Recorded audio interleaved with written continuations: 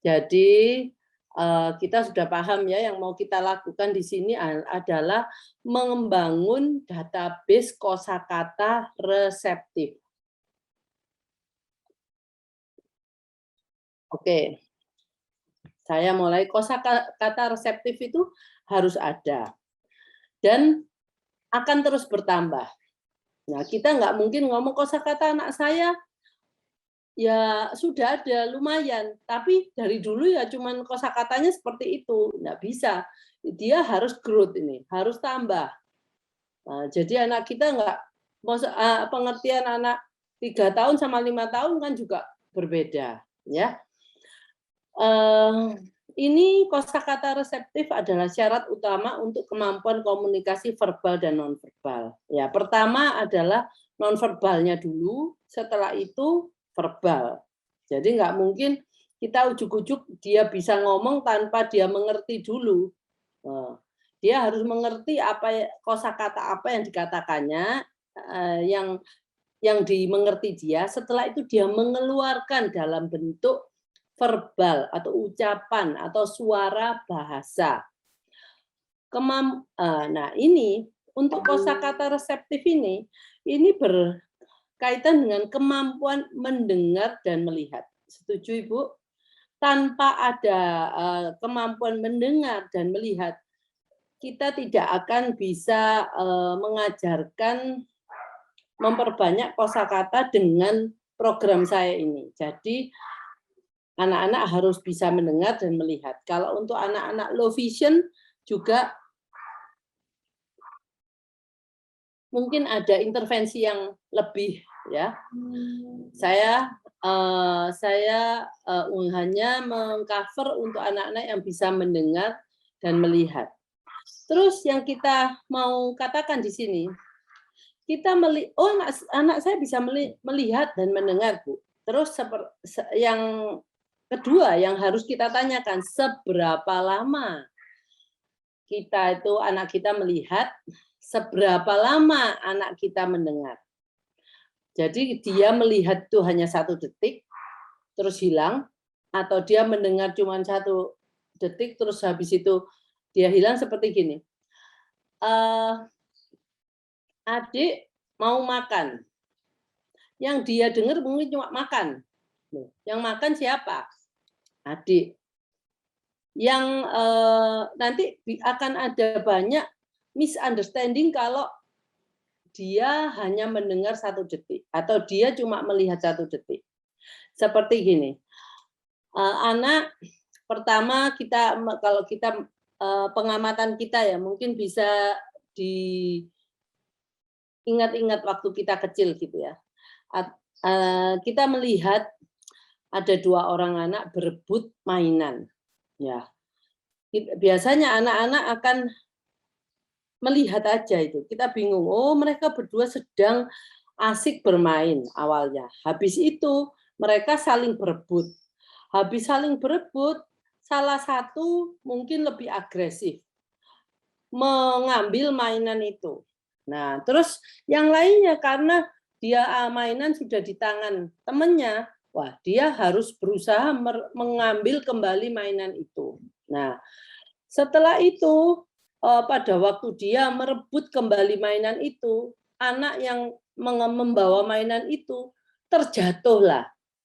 Sampai dia dalam keadaan terjatuh dan menangis. Nah, tetapi kalau anak kita melihatnya hanya sebagian, hanya 1 detik, mungkin yang dikatakan dia, yang dilihat dia cuman anak itu, 1 anaknya terjatuh, menangis, yang satunya lagi anaknya sedang membawa boneka itu dan melihat temannya sedang menangis. Nah, itu jadi tidak akan bisa anak yang melihat dari awal atau anak yang hanya melihat 1 detik itu, anak yang melihat dari awal akan mempunyai konsep sebab akibat. Nah, kenapa anak itu terjatuh dan menangis? Karena waktu ditarik bonekanya, anak ini ikut jatuh.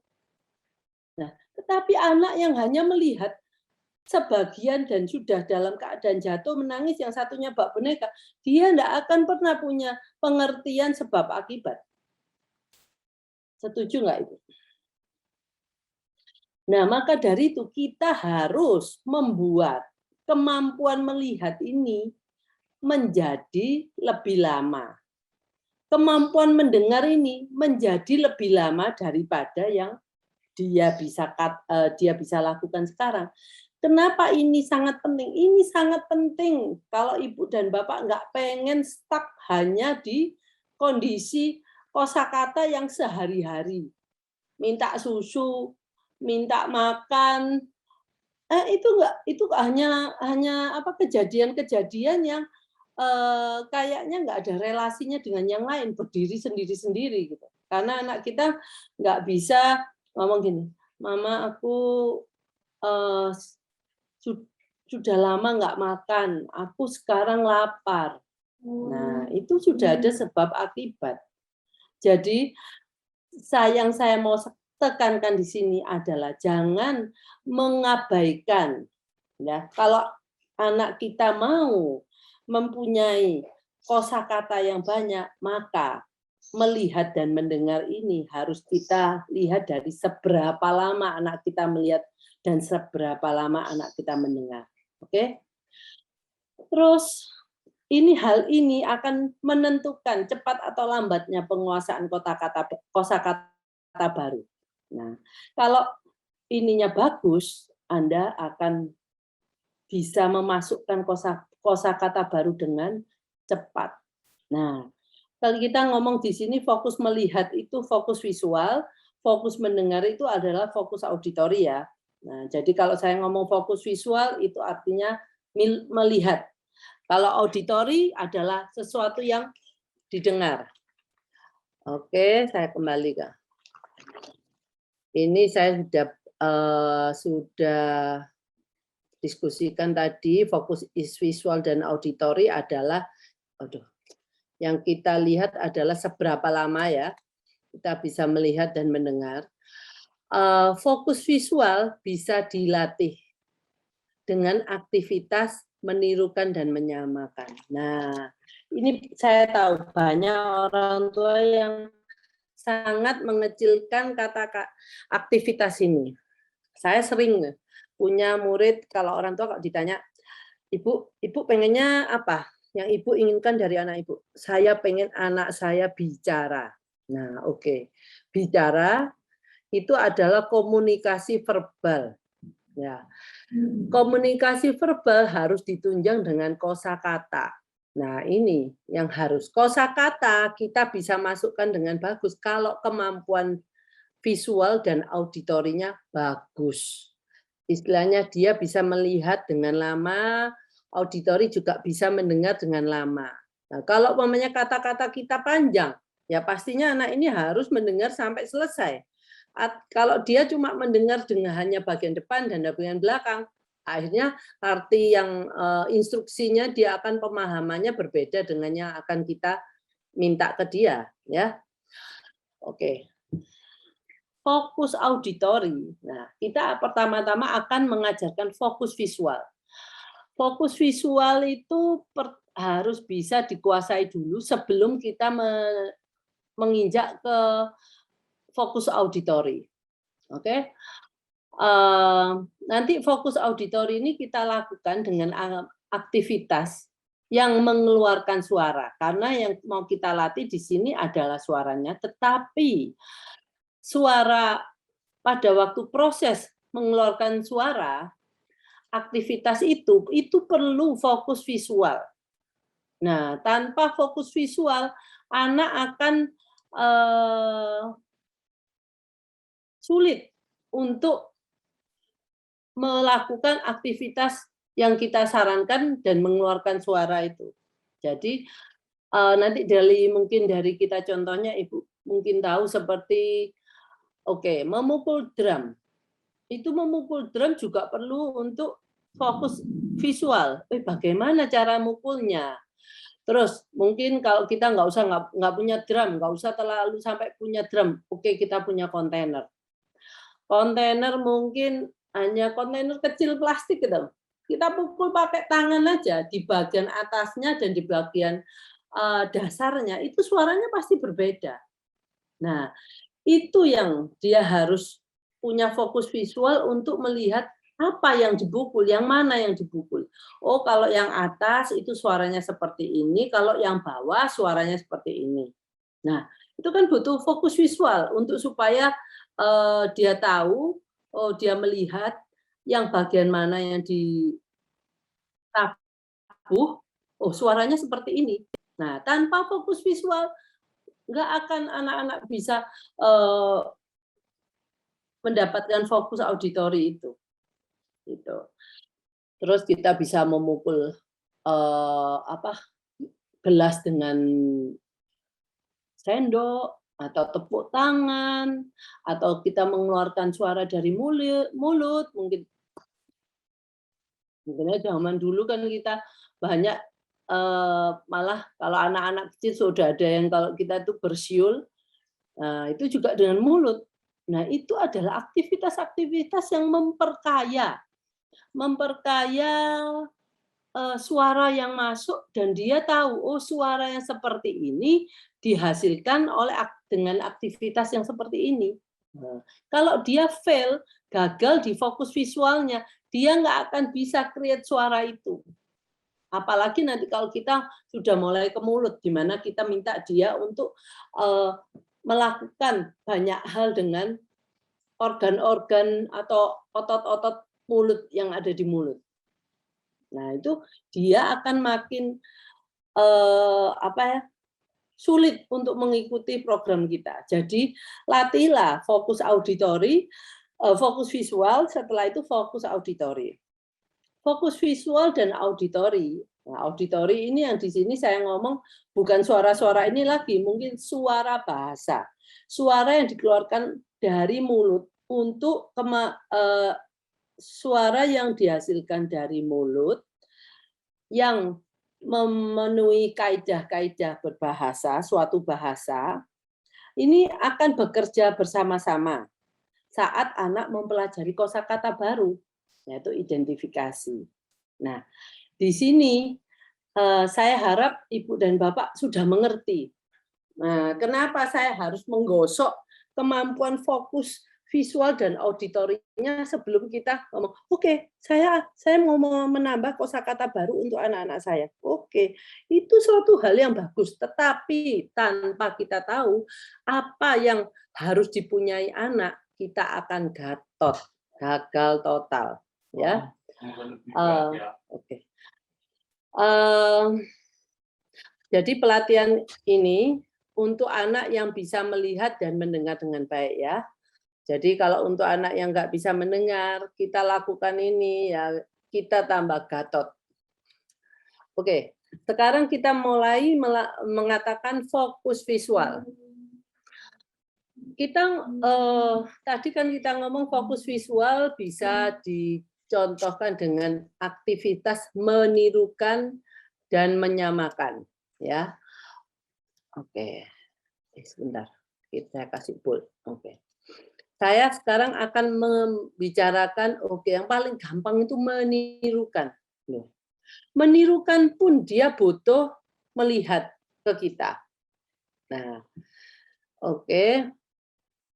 Untuk mengajarkan menirukan, saya akan mulai dengan motorik kasar.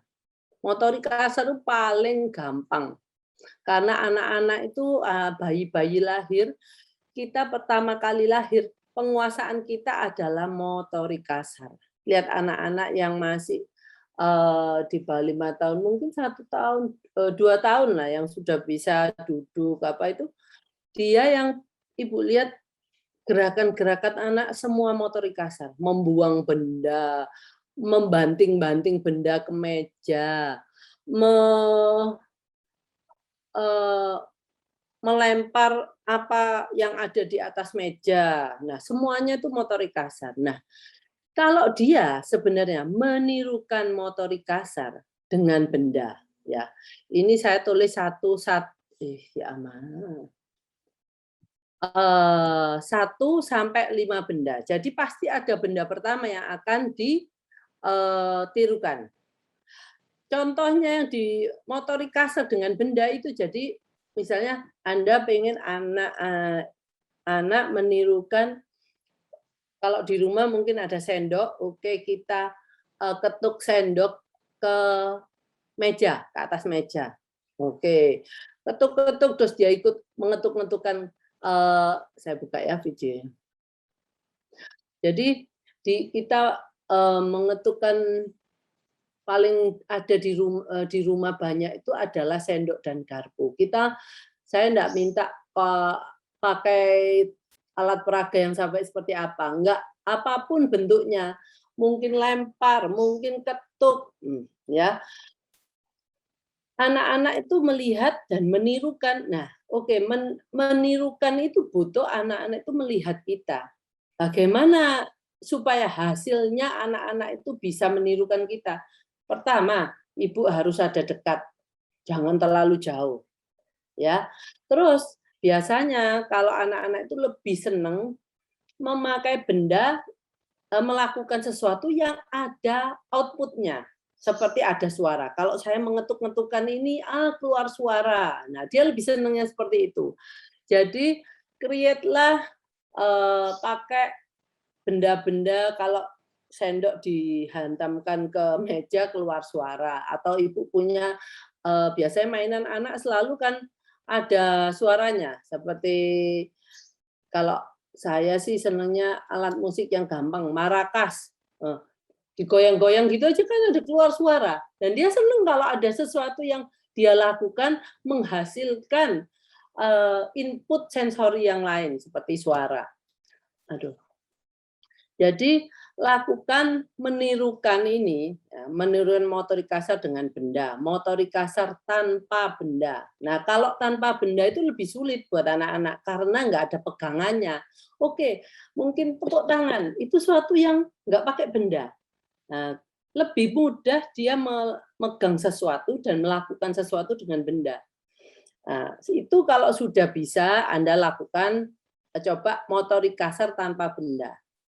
Tepuk tangan, tepuk bahu, ya, tepuk pipi, nah apapun yang bentuknya motorik kasar. Nah, setelah motorik kasar ini bisa, nah kenapa kita lakukan motorik kasar dulu?